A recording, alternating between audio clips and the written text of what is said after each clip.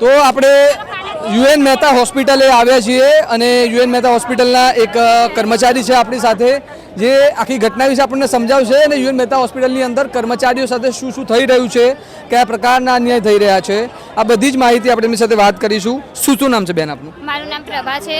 આ યુએન મહેતા હોસ્પિટલમાં 3 યુવકોની જાન ગઈ છે, એટલે એક ગંભીર છે અને 2 એક્સપાયર છે.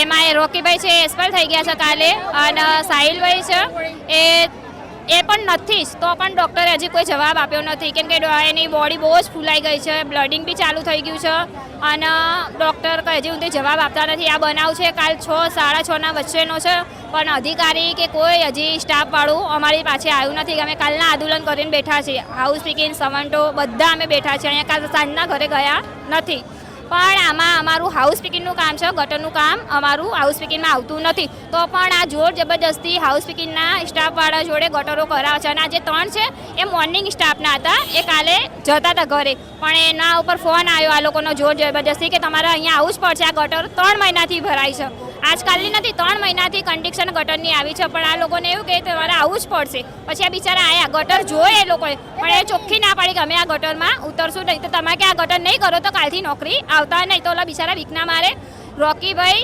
સાહિલભાઈ અને પ્રવીણભાઈ આ 3 ઉતર્યા. એક સાહિલભાઈ હતા, એનો તો શ્વાસ લેવાતો જ નતો, એ બિચારો 2 વાર બહાર આવ્યો અને 2 વાર, તો પણ એને જોર જબરદસ્તી અંદર મોકલ્યો. પછી ધીમે ધીમે એ લોકોના શ્વાસ વધારે જ પડતા ખરાબ થવા લાગ્યા. તો પેલા એક સુપરવાઇઝર હતા જયેશભાઈ, એમને એક પ્રવીણભાઈનો બચાવ કર્યો, પણ પેલા બીજા 2 હતા એનો કોઈ અતોપતો જ અંદર નહોતો. પણ મારું કહેવું છે કે જે ઊંડી જ ગટર હતી, તો આ લોકોને પહેલાં ચેક કરવું પડે કે ભાઈ ઊંડી છે. કોઈ બધાના ઘરે અમે અહીંયા નોકરી, અમારું પરિવાર મેકીને આવીએ છીએ નોકરી, અમારે શું ઘરે જવાના, અમારા પરિવાર અમારી રાહ ના જોતું હોય, અમારું કોઈ ઓલું અમારું કોઈ છે જ નહીં, તો બી છતાં બિચારા. તમને બીક નહીં લાગતી કે આ લોકો તમને નોકરીમાંથી કાઢી મૂકે? ના, મને કશી આ નોકરી કરીને ફાયદો શું? જો આ નોકરી પર કાલે મારા ઘરવાળા જ આ ગટરો કરે છે. આ ગટર અમે હસબન્ડ વાઈફ અહીંયા યુએન મહેતામાં જોબ કરે છે 8 વર્ષથી, અને આ અહીંયા છે 12,000 સેલેરી છે. આ જો આ બનાવ મારા ઘરવાળા, આ જે 3 થયા ને એ 3ના ના થાય, મારા ઘરવાળા નથી, કેમ કે આ ગટરોમાં હંમેશા મારો ઘરવાળો જ ઉતરે છે. અને મારા ઘરવાળા 24 કલાકની નોકરી આપી છે. શું એને ઘર બાર નથી? અમારો શું પરિવાર નહીં? તો બી મારા ઘરવાળાને પણ એટલું પ્રેશર કરે છે કે તું અહીંયા નોકરી કરવી જ પડશે, ડબલ પાલી કરવી જ પડશે. સ્ટાફ ના હોય તો તમે નવી ભરતી કરો ને. શું કામ મોર્નિંગ વાળા બિચારા સવારના ઉઠીને આવ્યા હોય, આગેથી આવ્યા હોય, ગમે તો પણ એમના ઉપર સ્ટાફ ઉપર જોર જબરદસ્તી કરે કે તમારે રોકાવ. લેડીઝને બી બિચારી પ્રોબ્લેમ હોય, લેડીઝો બી ઘરે રહેતી. આ એવું હોઈ શકે કે કોઈ ચોક્કસ જાતિના લોકો જોડે જ કરાવે કે બધા જોડે કરાવે? ના, જે જાતિ નાતી હોય, જાતિના લોકો બધાની જોડે જાતિ નાતી એવું નથી. હા, જો હું કહું, અમારો જે બેઝમેન્ટનો પોઈન્ટ, 1 મિનિટ, અમારો જે બેઝમેન્ટનો પોઈન્ટ છે, 12નો પાર્કિંગનો પોઈન્ટ છે, એમાં 15 છોકરા અને હું એક લેડીઝ. હું 1 મિનિટ, એક જ હું લેડીઝ અને 15 છોકરા વચ્ચે હું કામ કરું છું 8 વર્ષથી.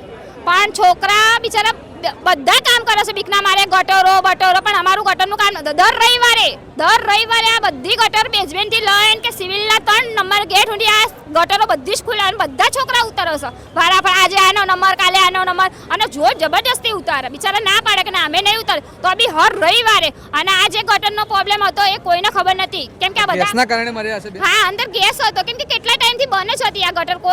10 વર્ષથી બંધ છે આ ગટર, કોઈને ખબર નથી. અને જે જૂનો સ્ટાફ હતો એ બધા માહિતી હતા, જૂનો સ્ટાફ અત્યારે રહ્યો નથી. આ બધો જે આવ્યો એ નવો સ્ટાફ છે, એટલે એમને કોઈ માહિતી ખબર જ નથી. અને મારા ઘરવાળા જૂના જ છે, પણ મારા ઘરવાળા કાલ રજા ઉપર હતા, એટલે મારા ઘરવાળા હોત તો એ કહે એક કે ભાઈ તમે અહીંયા ના ઉતરતા, આવું બનાવ બનશે, પણ મારા ઘરવાળા રજા ઉપર હતા.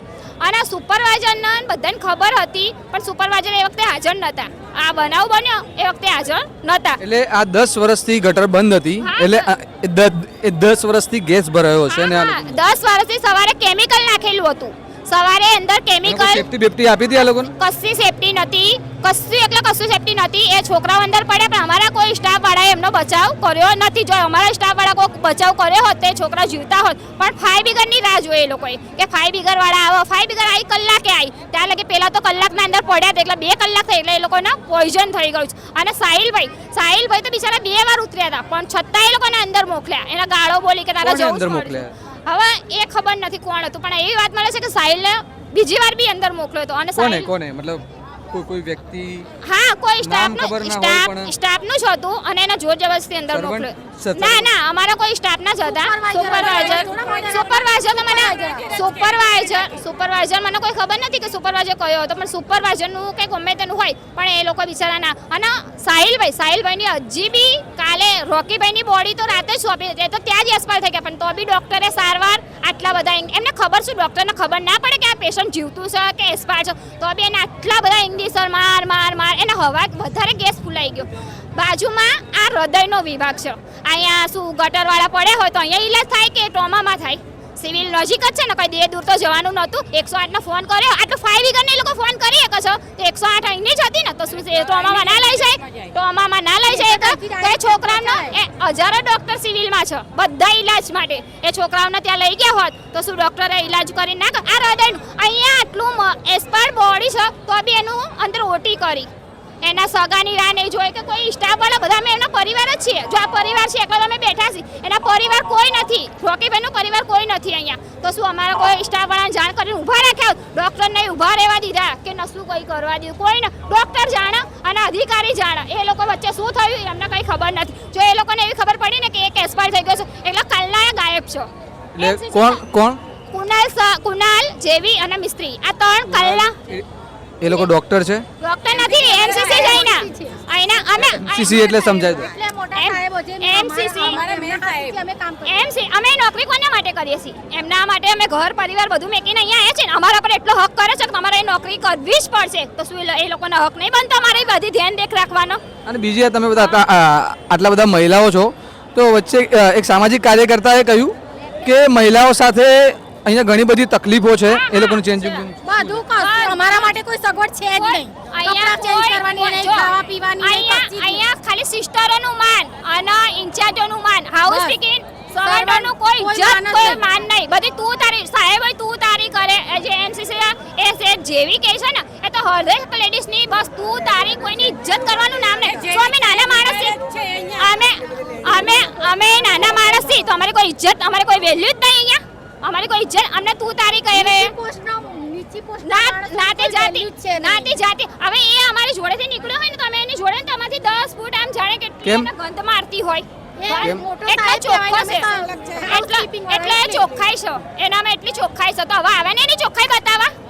આ એની ગંદકી થાય છે તો આવે નહીં. હવે આગળ આપણે વાત કરીએ. સચ્ચાઈ માટે, ઈમાનદારી માટે આજે આ છોકરા સકાલ મારો ઘરવાળો હોત, આમનું શું જવાનું હોત? મારી બે નાની છોકરીઓ છે, આજે આમને કાલ મારો વારો આવે અને બીજા કોઈ છોકરા જોડે આવો બનાવ ના બને, એ માટે મને મારી નોકરી કોઈ પરવા નથી. આટલા બધા લોકો હડતાલ ઉપર બેઠા છે, બરાબર? હવે આ લોકો કામ નહીં કરે તો હોસ્પિટલની શું હાલત થશે? એ અમારો વિષય છે ને. હા, તમારે કામ કરો તો અમારા જે માણસોને જે હાલત થઈ છે, અમારા માણસોને સજીવન કરી દો, અમે ક્યાં ના પાડીએ છીએ?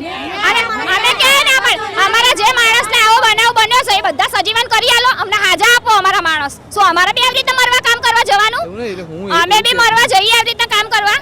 હા, અમારી કઈ સુવિધા આપો અમને બધું આલો ને અમને ન્યાય આલો. પહેલા અમને આ સિસ્ટરો ખાલી 5 મિનિટ નાસ્તો કરતા હોય ને તો ડાયરેક્ટ કંટ્રોલ રૂમમાં ફોન કરે. આ કાલનો આંદોલન થયું છે, કેમ હવે પોતે ઝાડુના કચરા પોતાને બધું કરે છે? હા, કેમ કરે છે? એમને શું ગરજ નથી? એ લોકો જાતે કામ કરે? હા, જાતે કરે છે. શું એમના સ્ટાફની જરૂર હોત ને, એમને